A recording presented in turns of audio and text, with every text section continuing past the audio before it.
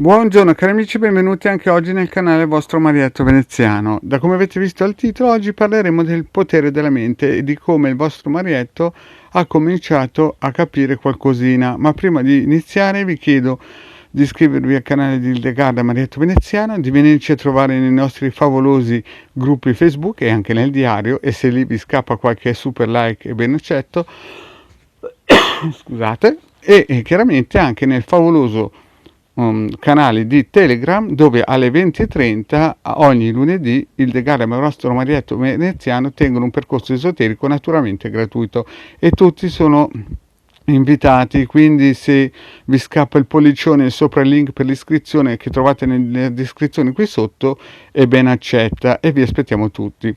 Bene, iniziamo un po' come il vostro Marietto ha cominciato a capire il potere della mente, e chiaramente questo qui è un racconto di fantasia come i soliti del vostro Marietto, e qui nasce tutto nel 1996 più o meno. In quel periodo lì il vostro Marietto aveva una scuola informatica di praticamente divulgazione informatica itineranti, e aveva dei collaboratori, quali collaboratori c'era un pianista in quel momento lì che part time faceva anche il consulente informatico e proponeva i percorsi formativi del vostro Marietto Veneziano. E cosa è successo? È successo che un giorno questo tizio mi dice: guarda, c'è mia moglie che ti vuole conoscere. Io pensavo che la moglie volesse fare o dei corsi di informatica o non so per quale motivo volesse conoscermi. Comunque, morale della favola, gli dico: ma scusa, chi è tua moglie? Cioè, più che moglie era una compagna. Beh, sua moglie, secondo lui, era una delle migliori veggenti della zona. A che il vostro Marietto subito sapete che aveva, è un po' tontolone, però sapete che aveva lo sguardo fine per gli affari. Pensato: beh, se questa qui, come dice lui, è la migliore veggente della zona, e già ai tempi mi raccontava che faceva faville al suo compagno, a un certo punto ho pensato: magari in futuro può consigliare ai suoi clienti di venire a fare i corsi di informatica col vostro Marietto. E dopo 3 o 4 volte che questo signore insisteva per farmi conoscere sua moglie, a un certo punto gli ho detto: ok, va bene, dai, fammi conoscere la tua compagna. E prendemmo un appuntamento nel mio ufficio. E qui siamo nel 96 più o meno. Questa signora arrivò, e appena arrivata, neanche era salita sulle scale, la prima cosa che mi ha detto: a te ti hanno avvelenato i denti perché è in otturazione e dentro c'è del mercurio e non c'è la capsula. Io l'ho guardata e in un certo senso ho detto: ma come fa a sapere che ho le otturazioni? Però detto questo, e poi la seconda cosa che mi ha detto, mi ha guardato e mi ha detto: tu sei un cabalista. Io a quei tempi pensavo che i cabalisti fossero i giochi dell'otto, no? I numeri dell'otto. Boh, vabbè, ci siamo seduti e ha incominciato a dirmi tantissime cose, no? Io non capivo chi l'aveva pagata per venire a trovare me, però morale della favola ha incominciato a dirmi un sacco di cose che a un certo punto il vostro Marietto voleva, insomma, spedirla fuori dalla porta, no?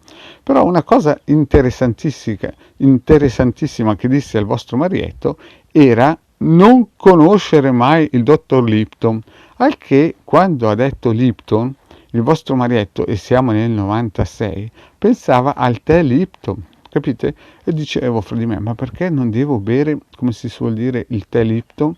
Questo è il mistero della fede. Insomma, questa gente qua era preoccupatissima che il vostro Marietto potesse incontrare Lipton, al che io dico: ma io non conosco nessun dottor Lipton, perché poi il Marietto ci è riuscito a capire che stava a parlare di un dottore, e in quel momento lì il vostro Marietto non lo conosceva. Morale della favola: quella signora lì l'ho vista solamente in un'altra occasione dopo 5 anni, ed effettivamente era successo tutto quello che mi aveva predetto. Ma la sintesi del discorso, a un certo punto, dopo un'ora, 45 minuti più o meno che stavamo parlando, gli ho chiesto: signora, senta, ma chi è più forte fra me e lei? Perché lei mi ha detto un sacco di cose, io in quel momento lì ero molto elegante, nel senso che cercavo di gestire la cosa. E lei mi dice: guarda, più forte sei te perché tu sei nero e io sono bianco. Perché secondo lei i cabalisti erano neri e le chiamava le camicie bianche, però diceva che io ero più forte di lei anche se lei aveva questi poteri. Morale della favola: poi l'ho rivista nel 2005 ed effettivamente tutto quello che mi aveva previsto fino a quel momento lì si era realizzato, no? Nel 2005 la rincontro perché era sponsorizzata da un grandissimo politico, viene nei miei uffici di nuovo ed eravamo in quegli uffici dove mi ha detto che non sarei dovuto andare a lavorare, ma c'ero, no? Ci siamo messi a parlare e mi aveva tranquillizzato perché in fondo aveva capito che il vostro Marietto era seduto sulla sedia giusta e stava andando nella giusta direzione, e anche lei ha dovuto dire in quel momento lì che avevo ragione il vostro Marietto.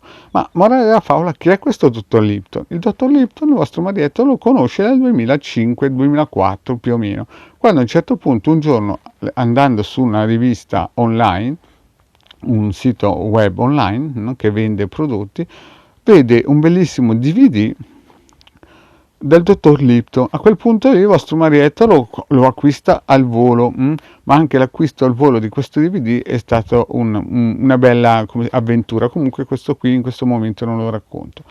Morale della favola, il succo di queste 3 ore di dissertazioni di questo signor dottor Lipton è quanto segue, cioè nei primi 3 anni quello che una persona, un bambino o una bambina assorbono dai genitori o dal mondo circostante, quello poi nella vita si divulgherà, cioè si svilupperà in modo importante. Però dottor Lipton dà anche delle possibilità per rimodellare il subconscio e l'inconscio, che sono 2 cose differenti. E qui il vostro Marietto ha visto più o meno un 150 volte questo video. Dico bene 150 volte perché sapete il vostro Marietto è un po' tontolone e doveva capire bene cosa stava dicendo il dottor Lipton. Quindi pensate che dura dalle 3 ore e un quarto e me lo sono visto 150 volte perché volevo capire bene cosa diceva questo dottor Lipton.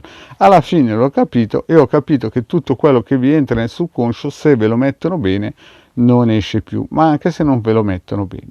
Bene, cari amici, questa è la prima pillola in cui parlo di questo dottor Lipton. Se avete la possibilità andate a cercare nei vari siti o nei vari, come si suol dire, negozi online il suo DVD, il primo DVD che ha fatto in Italia, che è un bellissimo video, spiega perfettamente cos'è il subconscio o l'inconscio, che è ancora meglio.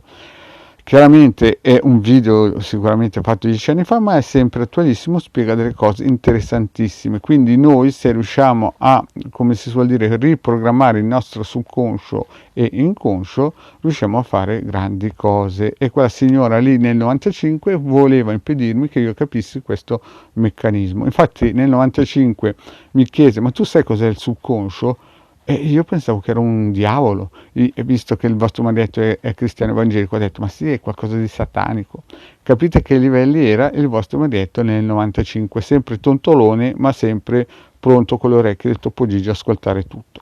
Bene, cari amici, per il momento sulla forza della mente questa pillola è solamente la genesi di come il vostro Marietto ha cominciato a conoscere cos'è il subconscio e l'inconscio. Ci sono voluti 150 video, cioè del dottor Lipton, per farmi riuscire a mettere a fuoco che cos'è questo tipo di materie. Qui ho finito questo racconto molto breve. Il vostro Marietto vi chiede, se non avete ancora fatto, di iscrivervi al canale di Ildegara Marietto Veneziano e di venirci a trovare nei nostri gloriosi gruppi di Facebook e anche di Telegram, dove alle 20:30 ogni lunedì sera teniamo un percorso esoterico gratuito. Grazie cari amici e alla prossima, ciao!